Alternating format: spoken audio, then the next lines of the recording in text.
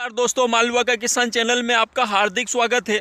आज का जो हमारा वीडियो है दोस्तों, वो चना, मसूर, कलौंजी, उसके अलावा काफ़ी हद तक गेहूँ, वो फसलें जिन फसलों के अंदर शुरुआती समय में फफूंद या कह सकते हैं कि फंगस की समस्याएं आती है, पौधे मुरझाते हैं, सूख जाते हैं, पीले पड़ते हैं, यानी कि फफूंद की या गेहूं में जड़ माहू की या मिट्टी के अंदर कीटों की, ये जो समस्याएं आती है, आज का वीडियो हमारा इसी चीज़ को लेकर है।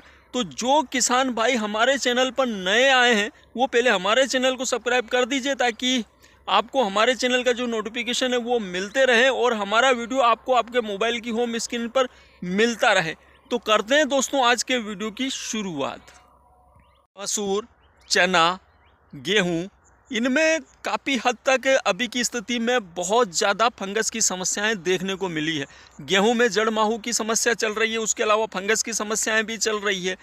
गेहूं पीले पड़ रहे हैं, सूख रहे हैं, नीचे कीड़े लगे हुए हैं जड़ में, उसके अलावा बहुत सारी जगह फफूंद लगी हुई है। तो चने अपने आप मुरझा कर सूख रहे हैं, तना गल रहा है, तना काला पड़ रहा है, जड़ काली पड़ रही है, मसूर अपने आप सूख रही है।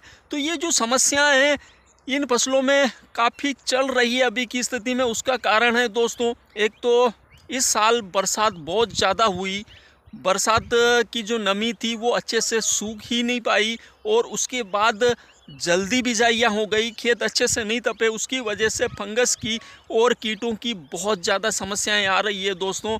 तो ये जो मेरे पीछे आप चने देख रहे हैं, ये दफ्तरी 21 चने हैं और हम इसमें कल पानी लगाने वाले हैं। ये अभी 20 दिन के हुए हैं ये चने।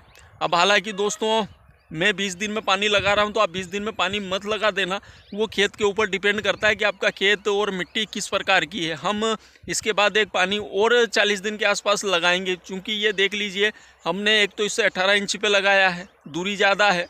उसके अलावा दोस्तों ये ढलान वाला खेत है तो पानी इसमें रिस जाता है। उसके अलावा ये रेत के भेर वाला खेत है, इसमें रेत की मात्रा, मिट्टी में रेत की मात्रा बहुत ज़्यादा है, जिसकी वजह से ये बहुत ज़्यादा कठोर होती है। तो हमें इसमें एक सिंचाई एक्स्ट्रा करनी पड़ती है। तो आप इसको लेकर ना चलें। आप जो सामान्य चने लगाते हैं, आपके यहाँ पर जितनी सिंचाइयाँ उनको देख करते हैं उसी प्रकार से आप सिंचाइयाँ करें। तो दोस्तों कल हम इसमें सिंचाई करने वाले हैं, कल इसमें पानी लगा देंगे हम। तो उससे पहले हमने इसका कुछ ट्रीटमेंट किया है, और ट्रीटमेंट में क्या क्या लिया है दोस्तों। सबसे पहले तो हमने यूरिया लिया है बीघा का 10 किलो के हिसाब से, 10 किलो बीघा का 10 किलो के हिसाब से हमने यूरिया लिया है। और उसके साथ में हमने लिया है रोको फंगीसाइड। इस रोको फंगीसाइड के अंदर दोस्तों होता है थायोफिनेट मिथाइल 70%। थायोफिनेट मिथाइल 70% इसमें टेक्निकल होता है, जो कि पौधे मुरझाकर सूखते हैं या कह सकते हैं उकठा रोग के लिए ये बहुत शानदार काम करता है दोस्तों। तो ये आप ले सकते हैं।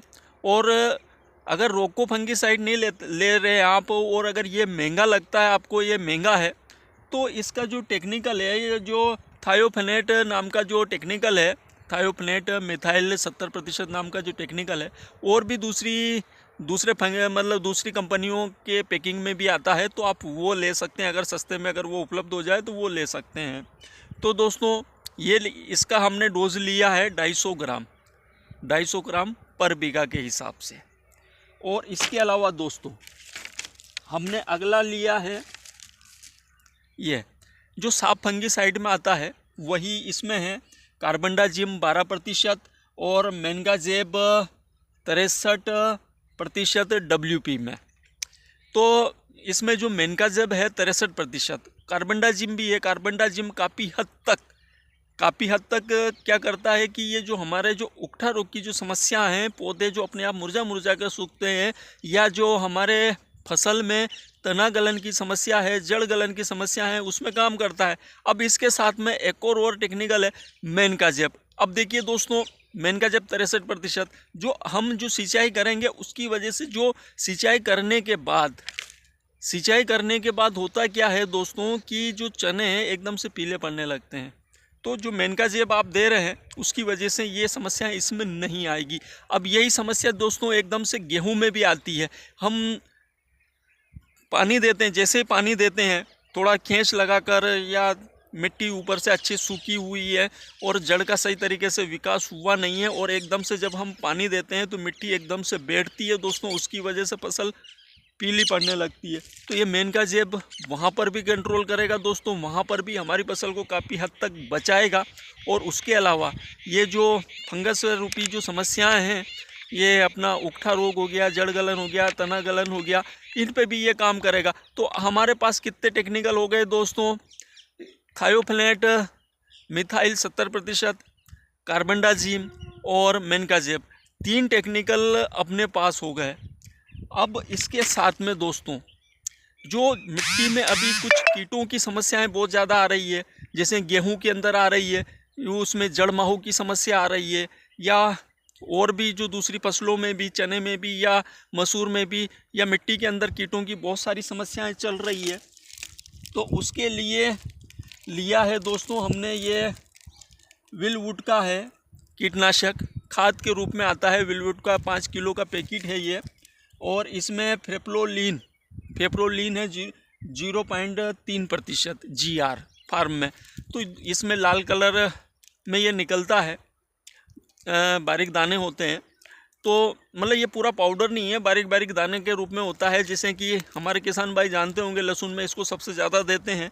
तो चूंकि दोस्तों इसे हम चाहे तो जड़ माहू के लिए गेहूं में दे सकते हैं और फंगस के लिए भी ये दोनों फंगीसाइड है, आप गेहूं में भी दे सकते हैं, चने में भी दे सकते हैं, मसूर में भी दे सकते हैं। दोस्तों अभी जब इसकी पहली सिंचाई होगी तो जो मिट्टी के अंदर जितने भी प्रकार के कीट होंगे उसको ये फेप्रोलिन ख़त्म कर देगा दोस्तों काफ़ी हद तक।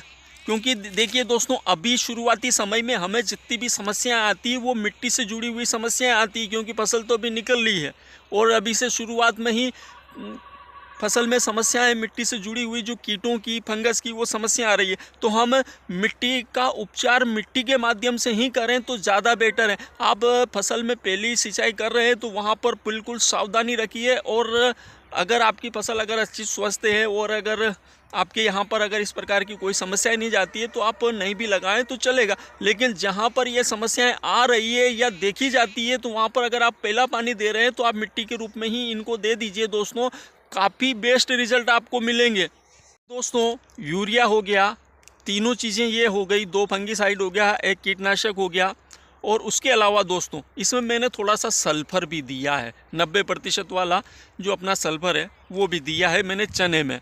इसके अलावा दोस्तों इसी में से मेरे पास कुछ बचा था तो थोड़ा सा हमारे पास यहाँ पर गेहूँ भी है, तो उस गेहूँ में भी हमने यही वाली चीज़ें, तीनों चीज़ें ये हैं, और गेहूं में साथ में जिंक सल्फेट हमने मिला दिया है। यहाँ पर सिर्फ सल्फ़र मिलाया था, वहाँ पर जिंक सल्फेट हमने साथ में ऐड कर दिया है और फेंक दिया है। कल इन सबको हम पानी देना शुरू कर देंगे दोस्तों। तो दोस्तों इसको हम लोग लहसुन में भी डालते हैं, प्याज में भी डालते हैं, उसके अलावा चने में, मसूर में, गेहूँ में, क्योंकि शुरुआती समय में पहला पानी देते हैं वहाँ पर हम एक आध फंगीसाइड तो लेते ही लेते हैं। तो यहाँ इस बार हमने 2 फंगीसाइड लिए हैं दोस्तों, और साथ में कीटनाशक भी अभी ले लिया है, ताकि मिट्टी, क्योंकि इस साल बहुत ज़्यादा समस्याएं चल रही है। बहुत सारी जगहों पर गेहूं देख रहे हैं बिल्कुल पीले पड़ रहे हैं, सूख रहे हैं। मसूर में भी शुरुआती समय में ही समस्याएँ आ रही है, गेहूँ में आ रही है, चने में समस्याएँ आ रही है, मसूर में समस्याएँ। उसका कारण था दोस्तों प्रकृति। अब हमने तो ये तीनों चीज़ें दी हैं दोस्तों, अब हमने सही की, मेरे हिसाब से तो ये सही किया है, लेकिन हमने सही किया है गलत किया है आप लोग क्या देते हैं, ताकि हमारे किसान भाइयों का मार्गदर्शन करें, ताकि जब हमारे किसान भाई चने में पानी लगाएं, जब चने में पानी लगाएं तो वो नुकसान ना कर बैठें।